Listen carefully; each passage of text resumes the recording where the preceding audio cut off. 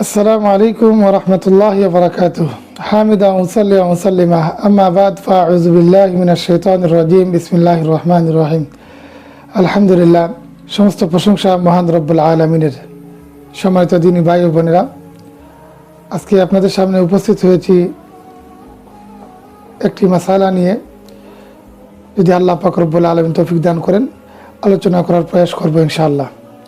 আমার এক ভাই আমাকে প্রশ্ন করেছেন, ওনার সন্তান দুনিয়াতে জন্মগ্রহণ করার দুদিন পর ইন্তেকাল করেছেন, এমত অবস্থায় তার আকিকা দিতে হবে কিনা। তো আমি বলবো, শরীয়তের দৃষ্টিভঙ্গি এবং শরীয়তের মূলনীতি হলো যে একটা বাচ্চা দুনিয়াতে জন্মগ্রহণ করার পর 7 দিনের দিন তার আকিকা দিতে হবে।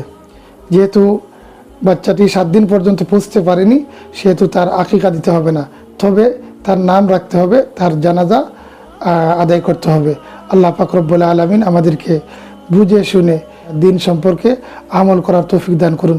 ওয়া আখির দাওয়ানা আনিল হামদুলিল্লাহি রাব্বিল আলামিন। আসসালামু আলাইকুম ওয়া রাহমাতুল্লাহি ওয়া বারাকাতুহু।